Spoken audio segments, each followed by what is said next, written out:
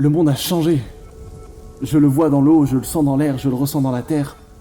Et dans le monde du travail devenu vivable et désirable. Tout commença quand le bonheur rentable fut inventé. Et que 8 hommes et femmes atypiques que l'on considérait fêlés prirent conscience de leurs responsabilités. Ils s'unirent pour montrer au monde qu'un chemin de collaboration était possible et que l'opposition bonheur et argent n'était pas une fatalité. La constellation des fêlés se mit alors en quête d'écrire une nouvelle page et à travers leurs histoires répandirent humanité et prospérité. Ils ajoutèrent ainsi chaleur dans le cœur et dans le logis des entrepreneurs, activant la spirale de conscience et de transformation. Ils marquèrent ainsi le début d'un nouvel âge. Ce podcast est le récit de leurs explorations et de leurs épopées. Bonjour et bienvenue dans Happy Podcast. Je suis Valérie Delande, producteur d'entrepreneurs fêlés. Pourquoi fêlés ? Parce que les fêlures laissent passer la lumière et portent en elles un extraordinaire pouvoir de transformation.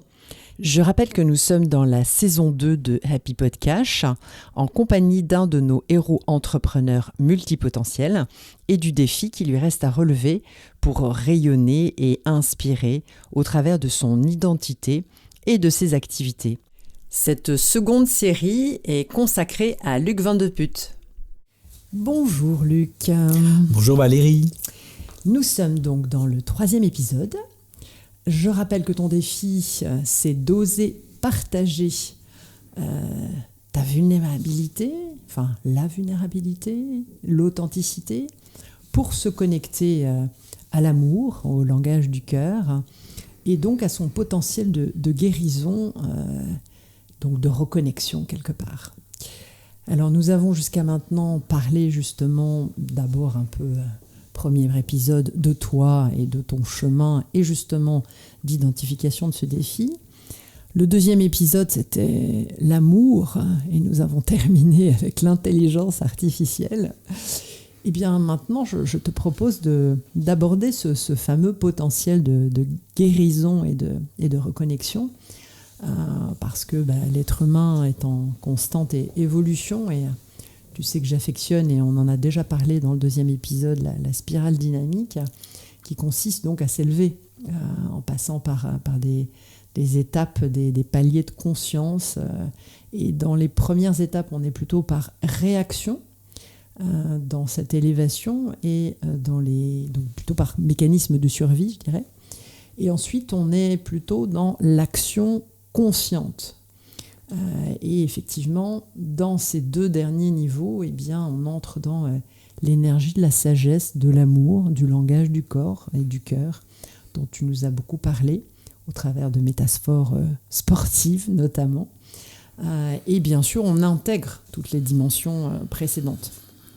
Alors, si je fais le lien entre ton défi et la spirale, j'ai envie de te poser une question. Est-ce qu'effectivement, le fait d'accéder à ce nouveau statut d'apprenti sage, comme j'aime le définir chez les fêlés, ça pourrait activer des tactiques du mental, nous faire douter, et puis finalement allumer des feux psychologiques, parfois même biologiques, et finalement nous remettre à l'épreuve vis-à-vis de ce potentiel de guérison, avant d'arriver à le dépasser et entrer dans une vraie reconnexion. Qu'est-ce que tu en penses ? Une question de toute une vie. Alors, résumé en un épisode.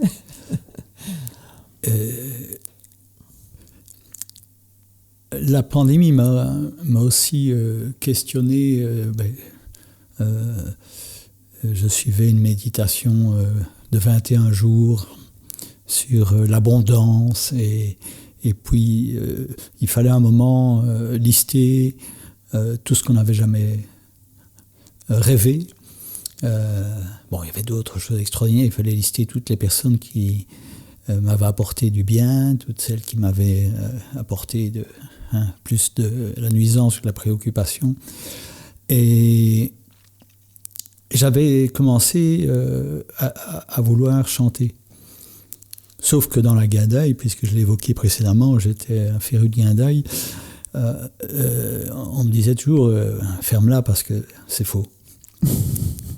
Bon, j'ai découvert que personne ne chantait faux d'une façon génétique, mais que c'était juste une question de bonne connexion à soi-même. D'oreille interne. Et voilà, j'ai rencontré une personne extraordinaire qui a changé de vie et qui est passée dans le coaching vocal. Donc d'abord, c'était un travail d'amour de soi, parce que j'ai réalisé en effet que si la voix n'est pas bien positionnée, c'est parce qu'il y a peut-être des choses enfouies dont on n'a pas conscience et qui font que le son ne sorte pas. Et à la pandémie, j'ai rencontré tout à fait par hasard, en faisant mes courses, des personnes qui parlaient ah oui, on va faire allons chanter, des chanteurs HK s'est dévoilé pendant toute la pandémie, a osé chanter sa chanson, a fait le tour d'Europe, et je leur dis tiens, vous allez faire quelque chose, et je venais de lancer un flash mob sur la chanson, justement, à Waterloo. Wow. Et ces personnes, c'est quand? C'est demain. Et donc, elles se sont rejointes. Et de fil en aiguille, on a créé un petit groupe improvisé pour aller chanter en marge du marché de Waterloo, parce qu'on ne pouvait pas chanter dans l'enceinte, ça c'était interdit par la loi, mais à 1 mètre du périmètre, on pouvait.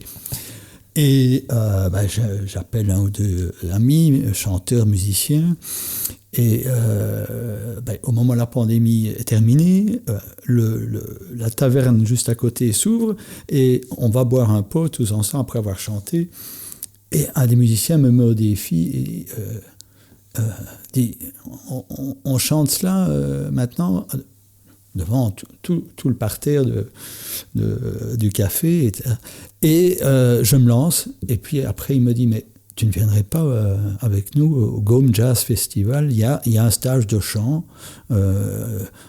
et un stage d'instruments, et donc je l'ai fait. Et je me suis retrouvé sur la scène du Gaume Jazz Festival après 1 semaine de travail en combo avec d'autres musiciens, etc. Un défi énorme.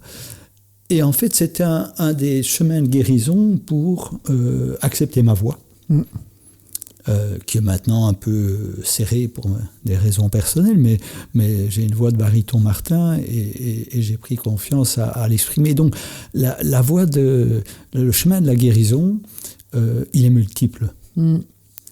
Et toute la problématique qu'on rencontre chacun, c'est de se dire, mais par où pourrais-je reconnecter avec mes ressentis, que ça soit la danse, que ça soit le massage, que ça soit la marche, que ça soit la méditation.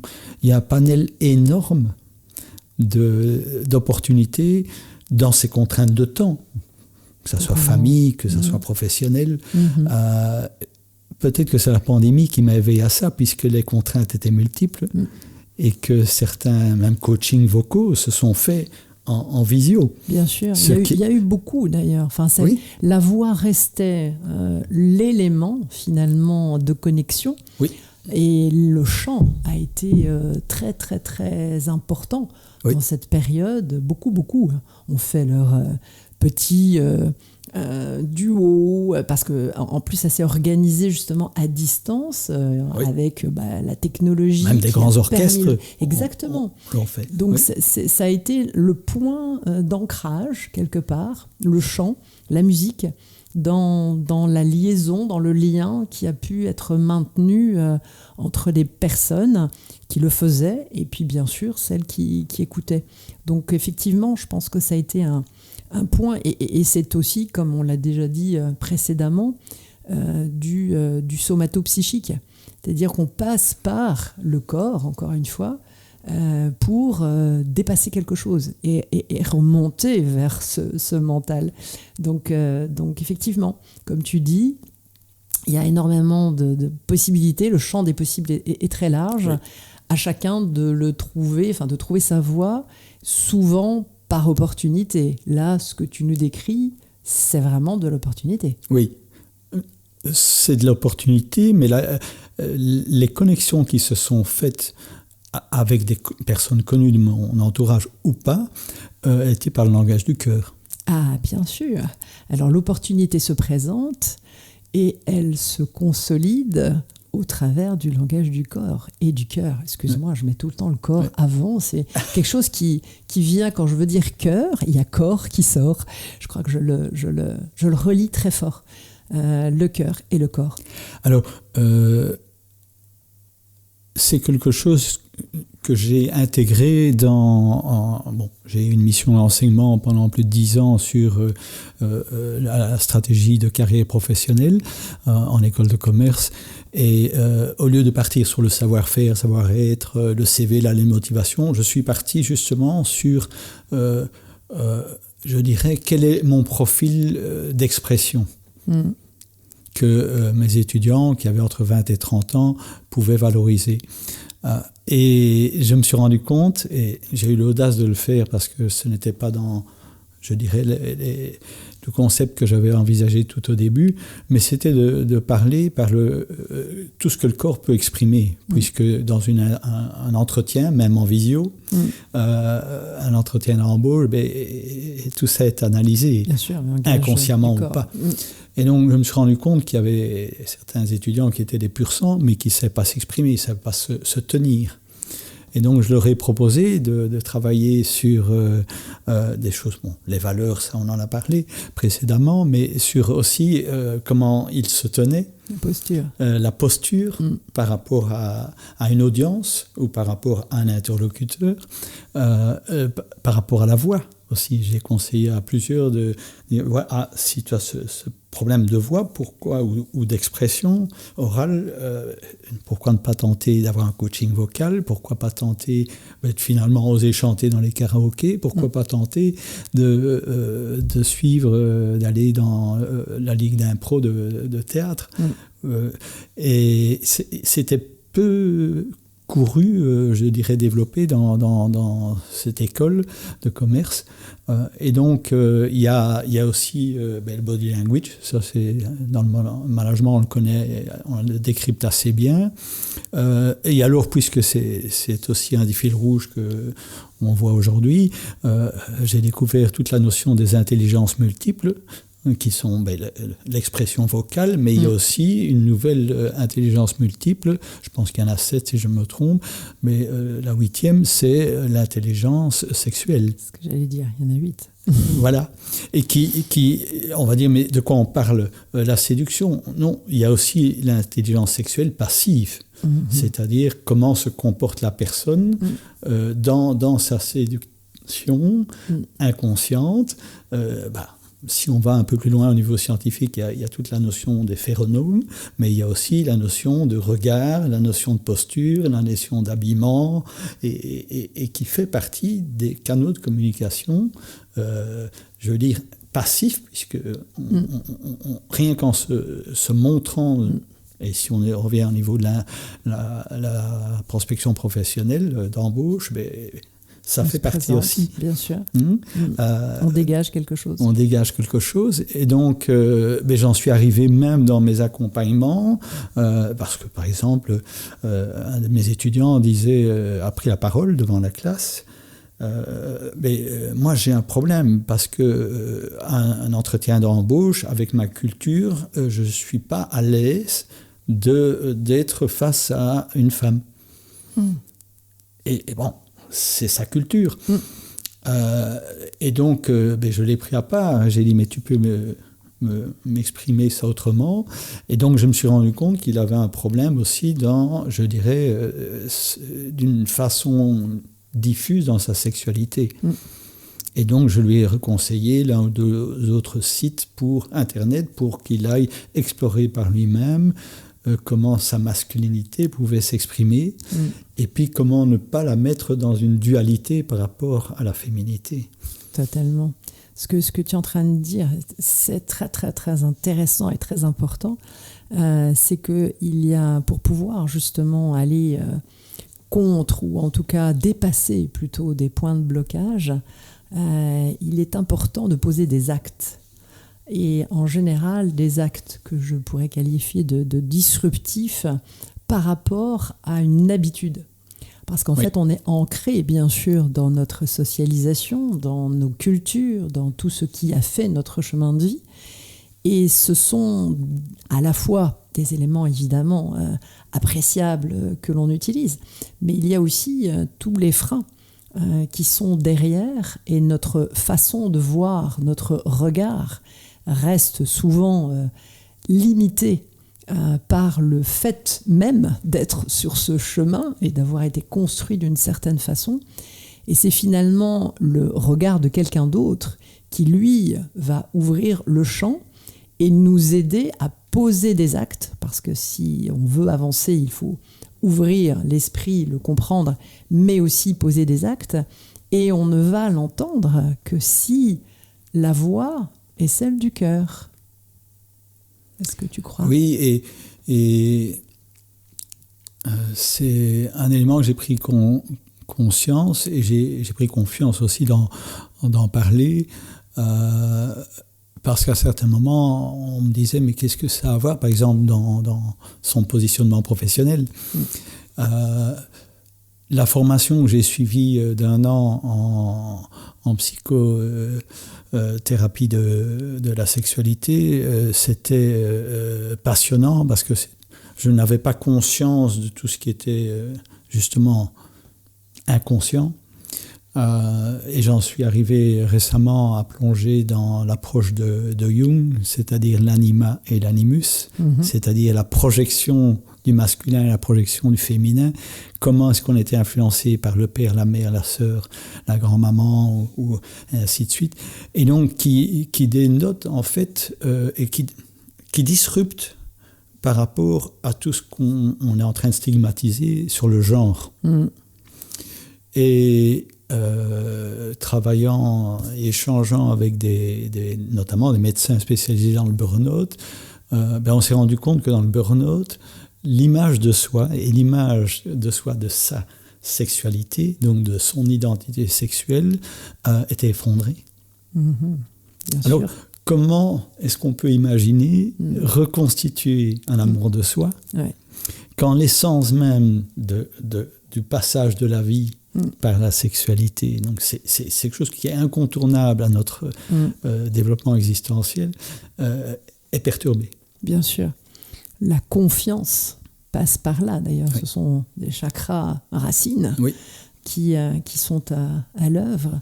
Et cette sexualité est fondamentale dans la confiance, et elle s'écroule, tout s'écroule, aussi bien dans le burn-out que dans beaucoup de blessures. Moi, quand je parle de fêlés, tu le sais, il y a les fêlés multipotentiels, mais il y a aussi les fêlés biographiques, ceux qui ont fait face à des incidents, voire des accidents de vie, qui peuvent être des maladies, des burn-out, des licenciements, tout ce qu'on veut.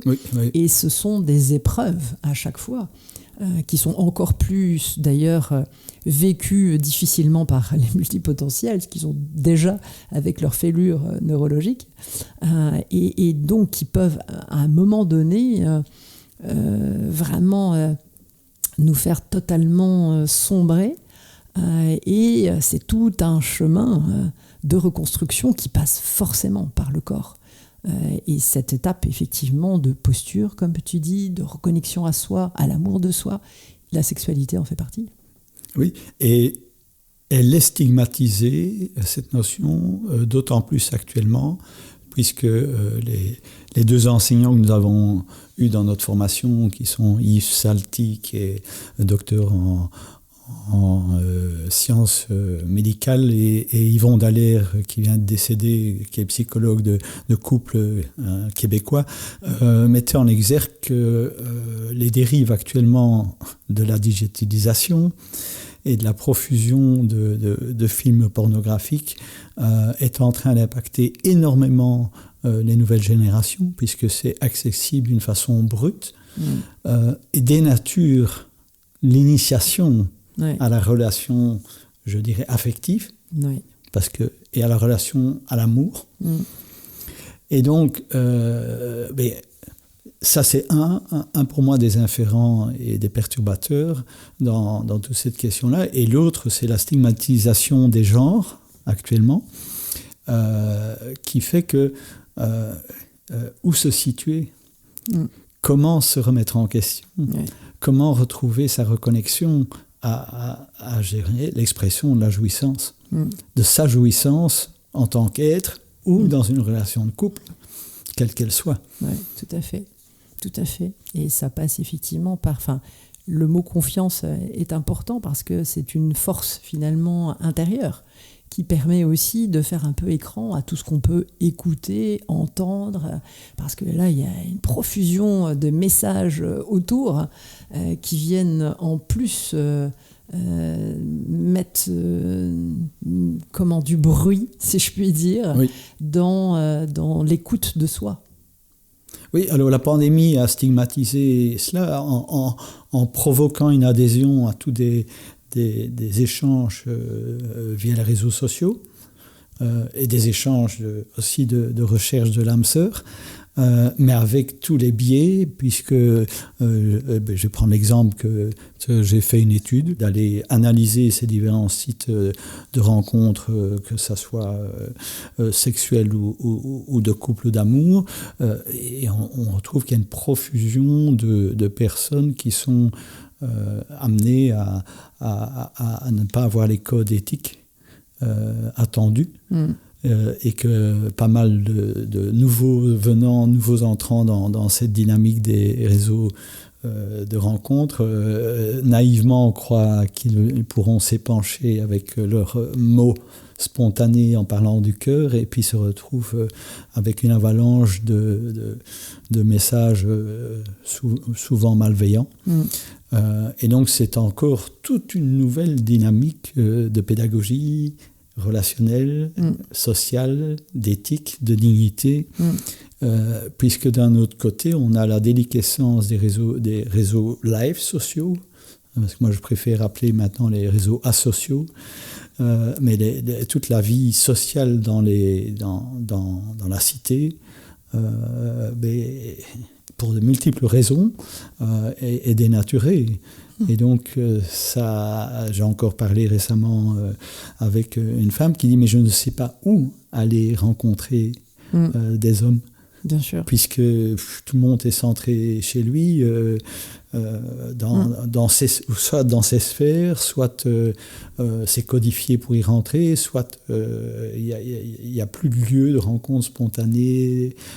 Donc, il y a un énorme enjeu sociologique de la rencontre. Ouais. Et je dirais, de comment exprimer son affection vis-à-vis des autres et de se connecter pour sa survie personnelle dans sa sexualité.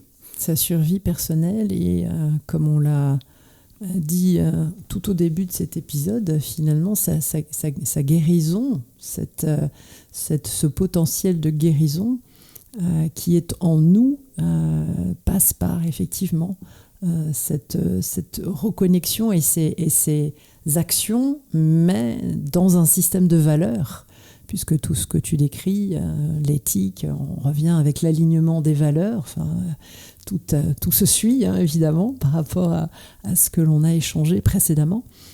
Donc un système de valeurs, des codes, de l'éthique, et en même temps ce pouvoir de guérison que l'on a en soi, pour autant que l'on arrive à se connecter à son corps, à son cœur, et avec justement ce point de sexualité.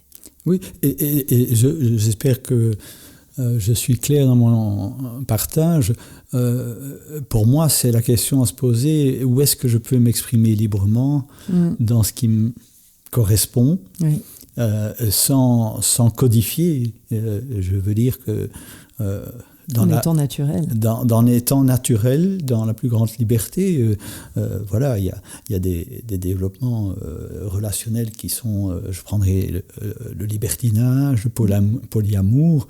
Je ne suis pas en train de porter un jugement sur, je dirais, des développements relationnels comme cela. C'est qu'ils soient conscients, voulu et respectable dans l'échange, et s'il y a consentement entre personnes, voilà. Bien sûr.